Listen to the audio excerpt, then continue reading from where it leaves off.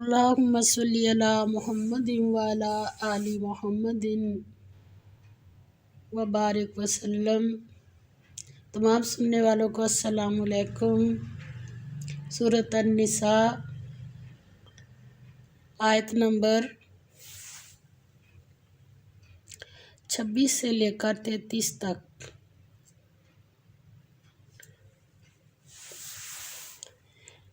اعوذ باللہ من الشیطان الرجیم، بسم اللہ الرحمن الرحیم۔ یرید چاہتا ہے کون؟ اللہ لیبین کہ بیان کرے، کس کے لیے؟ لکم تمہارے لیے، ویہدی اور چلائے، کم تمہیں، سنن طریقوں پر، الذین ان لوگوں کے جو من قبلکم پہلے سے تمہارے، ویتوب اور مہربانی کرے، علیکم تم پر، واللہ اور اللہ، علیم جاننے والا، حکیم حکمت والا۔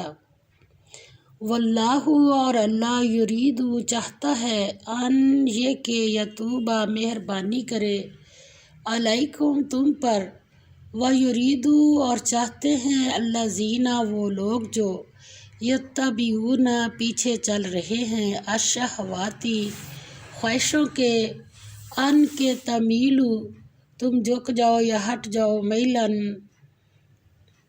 ہٹ کر یا بھٹک کر، عظیمہ بہت دور۔ یرید چاہتا ہے اللہ ان یہ کہ یخفف ہلکا کرے بوجھ، عنکم تم سے، وخلق اور پیدا کیا گیا، الانسان انسان، ضعیفہ کمزور۔ اللہ تعالیٰ فرماتے ہیں، اللہ اپنا منشا بتا رہا ہے۔ اللہ تعالیٰ فرماتے ہیں، اللہ چاہتا ہے کہ اپنی آیتیں تم سے کھول کھول کر بیان فرمائے اور تم کو اگلے لوگوں کے طریقے بتائے اور تم پر مہربانی کرے، اور اللہ جاننے والا اور حکمت والا ہے۔ اور اللہ تو چاہتا ہے کہ تم پر مہربانی کرے، دوسری بار آ گیا۔ اور جو لوگ اپنی خواہشوں کے پیچھے چلتے ہیں، وہ چاہتے ہیں کہ تم سیدھے رستے سے بھٹک کر دور جا پڑو۔ اللہ چاہتا ہے کہ تم سے بوجھ ہلکا کرے، اور انسان طبعاً کمزور پیدا ہوا ہے۔ اب جو احکام اوپر بیان ہوئے ہیں، ان کا مقصد یہ ہے کہ فلاح کامرانی کی اس راہ پر چلو جس پر تم سے پہلے نیک لوگ چلے، اور وہ راہ تم پر کھول کر بیان کر دی گئی، اور معاشرتی احکام میں خود ساختہ جکڑ بندیاں نہ ہوں، بلکہ اللہ نے جو آسانیاں پیدا کی ہیں ان کو اختیار کرو، کیونکہ منافقین اور جہلہ کو اسلام کی یہ اصلاحات ناگوار ہیں۔ جن معاشرتی برائیوں میں تم مبتلا ہو، ان سے آئندہ تائب ہو جاؤ، افراط و تفریط سے بچ کر اعتدال کا رویہ اختیار کرو، اور نفس پرستی میں بے لگام نہ ہو جاؤ۔ ان معاشرتی برائیوں سے خاندانی زندگی پاک نہیں ہو سکتی جب تک خاندان کے تمام افراد دیانت دار اور راست باز نہ ہوں، لہٰذا آپس میں ایک دوسرے کے مال ناجائز طریقے سے نہ کھاؤ۔ البتہ ملی جلی تجارت ہو تو باہمی رضامندی سے ہر آدمی اپنا حصہ لے سکتا ہے۔ اب ہم دیکھ لیتے ہیں، اللہ تعالیٰ فرماتے ہیں، یا ایھا الذین، اے لوگو جو آمنو ایمان لائے ہو، لا تأکلوا نہ کھاؤ، اموالکم مال اپنے، بینکم درمیان اپنے، بالباطل ساتھ باطل کے، الا مگر ان یہ کہ تکون ہو تجارتاً تجارت۔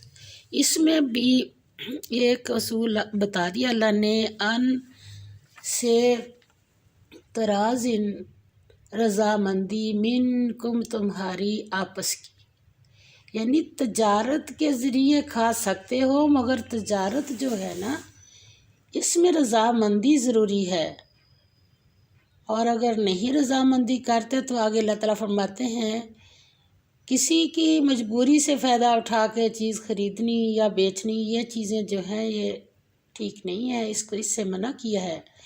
اور کیا کہا، ولا اور نہ تقتلو تم قتل کرو انفسکم جانو اپنی کو، یعنی اگر تم اپنے بھائی کو مسلمان کو دھوکہ دیتے ہو، مالی نقصان دیتے ہو تو یہ قتل نفسی ہی ہے۔ اور اپنی جانوں کو کیوں کہا کہ مسلمان ہو نہیں سکتا جب تک وہ چیز پسند نہ کرے جو اپنے بھائی کے لیے پسند کرتا ہے۔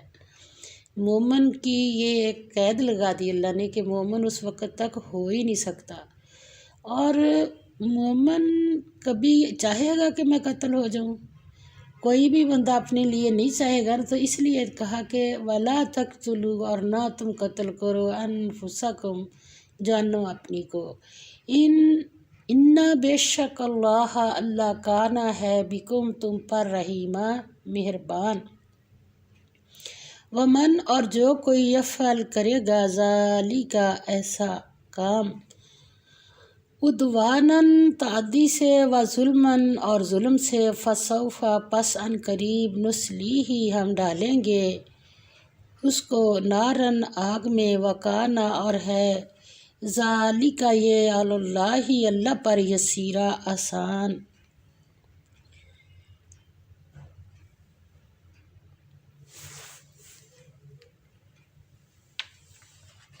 فرمایا مومنو ایک دوسرے کا مال ناحق نہ کھاؤ، ہاں اگر آپس کی رضامندی سے تجارت کا لین دین ہو اور اس سے مالی فائدہ حاصل ہو جائے تو وہ جائز ہے، اور اپنے آپ کو ہلاک نہ کرو، کچھ شک نہیں کہ اللہ تم پر مہربان ہے، اور جو تعدی اور ظلم سے ایسا کرے گا ہم اس کو عنقریب کہاں کریں گے، جہنم میں داخل کریں گے، اور یہ اللہ کو آسان ہے۔ آپس میں ایک دوسرے کا مال جو ہے ناجائز طریقے سے نہ کھاؤ، البتہ ملی جلی تجارت ہو تو باہمی رضامندی سے ہر آدمی اپنا حصہ لے سکتا ہے۔ آپس میں ایک دوسرے کا قتل نہ کرو، کسی مسلمان بھائی کا ناحق خون بہانا تم پر حرام ہے، اگر کوئی ظلم و زیادتی سے کسی کی جان مال کو نقصان پہنچائے گا تو اس کی سزا جہنم ہے۔ اور باطل طریقے سے مال کھانے میں کیا کیا آتا ہے؟ باطل سے مال کھانے کے کئی طریقے ہیں، مختصر جس طریقے سے مال کمانے سے قرآن و سنت میں منع کیا گیا ہے وہ سب باطل ہیں۔ ابو ہریرہ رضی اللہ تعالیٰ عنہ کہتے ہیں کہ ایک دفعہ آپ صلی اللہ علیہ وسلم کا ایک غلہ کے ڈھیر سے گزر ہوا، آپ صلی اللہ علیہ وسلم نے اپنا ہاتھ اس میں داخل کیا تو انگلیوں کو نمی محسوس ہوئی۔ آپ صلی اللہ علیہ وسلم نے پوچھا، اے غلے والے یہ کیا؟ وہ کہنے لگا، یا رسول اللہ صلی اللہ علیہ وسلم بارش ہو گئی تھی۔ آپ صلی اللہ علیہ وسلم نے فرمایا تو نے اس نمدار غلے کو ڈھیر کے اوپر کیوں نہ رکھا کہ لوگ اسے دیکھ لیتے؟ پھر فرمایا جس نے دھوکہ دیا اس کا مجھ سے کوئی تعلق نہیں۔ اور تجارت کے بارے میں نبی پاک حضرت ابو ہریرہ، یہ مسلم کی حدیث ہے، اور حضرت ابو ہریرہ رضی اللہ تعالیٰ عنہ کہتے ہیں کہ آپ صلی اللہ علیہ وسلم نے فرمایا بائع اور مشتری صرف اس حال میں جدا ہوں، یعنی خریدنے والا اور بیچنے والا اس حال میں جدا ہوں کہ وہ ایک دوسرے سے راضی ہوں۔ یہ ترمذی کی حدیث ہے۔ ایک دوسرے کو قتل نہ کرو، گویا حرام مال کھا کے معاشی قتل نہ کرو، اور جسمانی قتل بھی نہ کرو، اور بھی کوئی ایسا کام نہ کرو جو دنیا اور آخرت میں تمہیں ہلاکت سے دوچار کر دے، یعنی جو سمجھتے بوجھتے اللہ کی معصیت کرے گا اس کی سزا جہنم ہے۔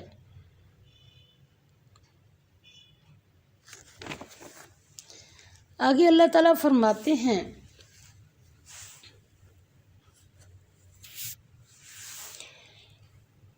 ان تجتنبوا، اگر تم اجتناب کرو گے کبائرہ بڑے گناہوں سے، ما تنہون وہ کہ تم کو منع کیا جاتا ہے، عنہ جن سے، نکفر ہم مٹا دیں گے، دور کر دیں گے، عنکم تم سے، سیئاتکم چھوٹے گناہ تمہارے، وندخلکم اور ہم داخل کریں گے،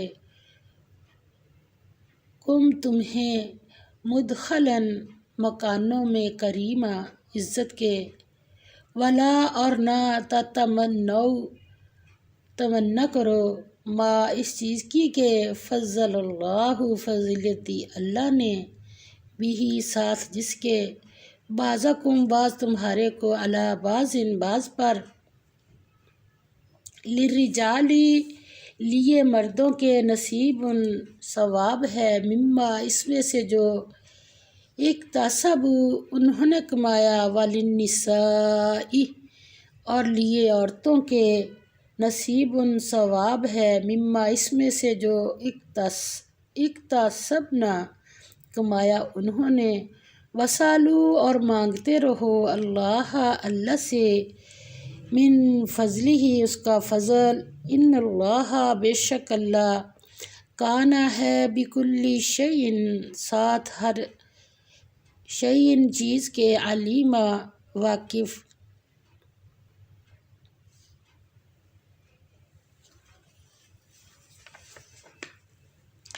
فرمایا وَلِكُلِّ اور ہر ایک کے لیے، جعلنا مقرر کیے ہم نے، موالیہ وارث، مما اس میں سے جو، ترکا چھوڑ دیں، الوالدانی ماں باپ، والاقربون اور رشتہ دار، والذین اور جن لوگوں سے، عقدت بندھے ہوں، ایمانکم عہد تمہارے، فآتوہم پس دو ان کو، نصیبہم حصہ ان کا، ان اللہ بے شک اللہ، کانا ہے، علی پر، کلی ہر شیء چیز کے، شہیدا نگران۔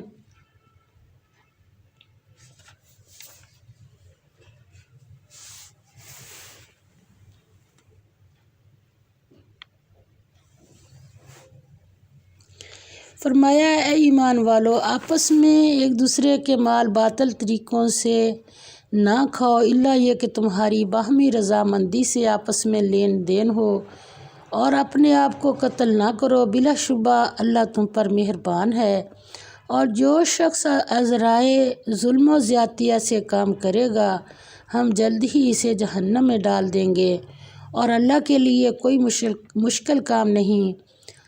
تم اگر بڑے بڑے گناہوں سے بچتے رہو تو ہم تمہاری چھوٹی برائیوں کو دور کر دیں گے، اور تمہیں عزت کی جگہ داخل کریں گے، اور جو اللہ نے تم میں سے ایک کو دوسرے پر فضیلت دی ہے تو اس کی ہوس نہ کرو۔ سلمہ رضی اللہ تعالیٰ عنہا سے روایت ہے کہ انہوں نے کہا، مرد غزوات میں شامل ہوتے ہیں جبکہ عورتیں شامل نہیں ہوتیں، اور اس لیے عورتوں کے لیے نصف میراث ہے۔ تو آگے اللہ تعالیٰ فرماتے ہیں، جو اللہ نے تم میں سے ایک کو دوسرے پر فضیلت دی ہے تو اس کی ہوس نہ کرو، یعنی عورتوں کے سوال پہ کہ مردوں کو دوہرا حصہ ملتا ہے، عورتوں کو کہہ رہا، مردوں کے لیے ان کی کمائی کے مطابق ان کا حصہ ثواب ہے، اور عورتوں کے لیے ان کی کمائی کے مطابق ان کا حصہ ہے۔ ہاں اللہ سے اس کے فضل کی دعا مانگتے رہا کرو، یقیناً اللہ ہر چیز کو خوب جانتا ہے۔ اور جو کچھ ترکہ والدین یا قریبی رشتہ دار چھوڑیں، ہم نے ان کے وارث مقرر کر دیے ہیں، اور جن لوگوں سے تم نے عقد موالات باندھ رکھا ہے انہیں ان کا حصہ ادا کرو، یقیناً اللہ تعالیٰ ہر چیز پر حاضر ہے۔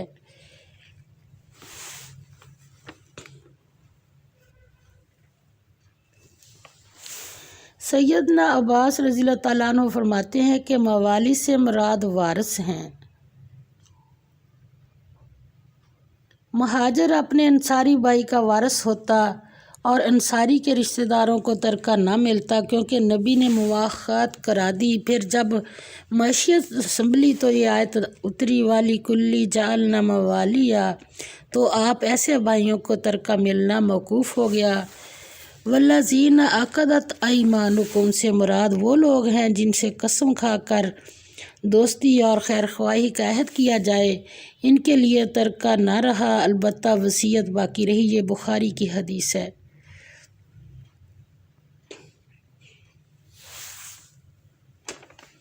اللہ تعالیٰ ہمیں صحیح صحیح پڑھ کر صحیح عمل کی توفیق عطا فرما دے، اور جو ہم پڑھیں اس پر ہمیں عمل کی توفیق عطا فرما دے۔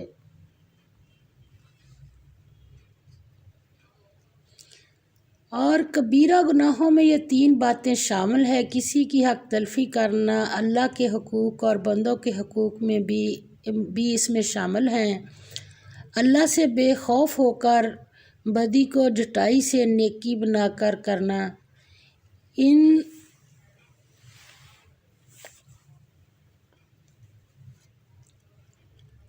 ان روابط کو توڑنا یا ان میں بگاڑ پیدا کرنا جن پر پورے تمدن کے نظام کی بقا ہو۔ اس میں خاندان اور معاشرے کے مختلف اداروں کے روابط میں انتشار اور انارکی پیدا کرنا، علاقائی اور طبقاتی نزاعات پیدا کرنا، تمدن کے امن و سکون میں بگاڑ پیدا کرنا وغیرہ شامل ہیں۔ پہلی چیز قرآن پاک نے بحکم کا لفظ استعمال کیا، دوسری کے لیے فسق اور معصیت کے الفاظ لکھے ہیں، اور تیسری کے لیے فجور کی اصطلاح آتی ہے۔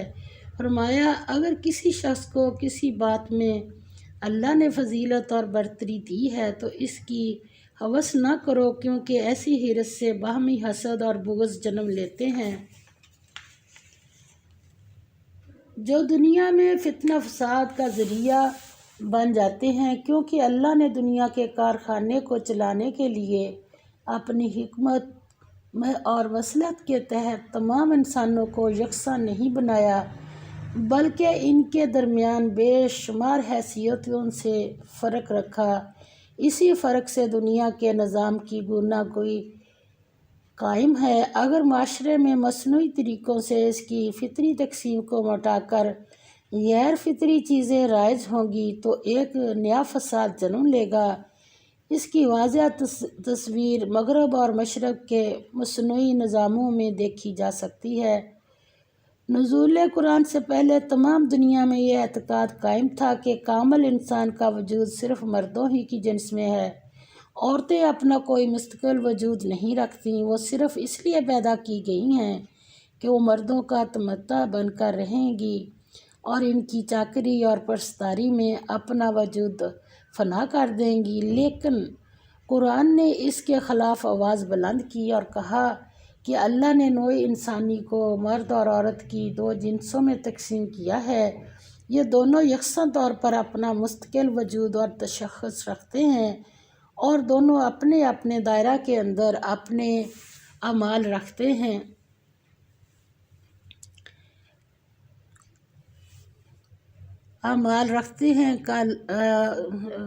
کارگاہ ہستی کے لیے جس طرح ایک جنس ضروری ہے، اسی طرح دوسری جنس کی بھی ضرورت ہے۔ انسان کی خاندانی زندگی کے لیے یہ 2 مساوی وجود اس لیے پیدا کیے گئے ہیں کہ ایک دوسرے سے مل کر ایک اجتماعی زندگی کے نظام کی تشکیل ہو سکے۔ اس اجتماعی نظام کو برقرار رکھنے کے لیے ایک کو دوسرے پر فضیلت دی۔ ایسی ہی فضیلت مردوں کو عورتوں پر ہے۔ مرد عورتوں کی معیشت ضروریات کا ذریعہ ہے اور اس لیے سربراہی بھی اس کے حصے میں آئی۔ عورتیں اس خیال سے دلگیر نہ ہوں کہ وہ مرد نہ ہوئیں، وہ یقین کریں کہ ان کے لیے بھی علم و فضیلت کی جملہ راہیں کھلی ہیں۔ فرمایا مردوں اور عورتوں کے حصے مقرر ہیں، جیسا کچھ وہ کریں گے اس کے مطابق ان کو اجر ملے گا، کسی قسم کی کمی نہیں کی جائے گی۔ ان کے لیے ضروری ہے کہ وہ کیا کریں پھر؟ ایک دوسرے سے بڑھ کر اچھے کام کریں، اللہ کے ہاں وہ یکساں اجر کے مستحق ہوں گے۔ آخر میں فرمایا کہ مرنے والوں کے مال میں وارثوں کا حصہ ہے، خواہ وہ والدین ہوں یا رشتہ دار یا جن سے خاص طور پر کوئی عہد و پیمان ہوا ہو، انہیں بھی کچھ ملنا چاہیے۔ بے شک اللہ ہر چیز پر گواہ ہے۔ اللہ تعالیٰ یہ خاندانی نظام اللہ نے جتنا کھول کھول کے ہمارے لیے بیان فرمایا ہے، ہم اس کو دھیان میں رکھ کے اپنی زندگیاں گزاریں۔ وآخر دعوانا ان الحمد للہ رب العالمین، آمین یا رب العالمین۔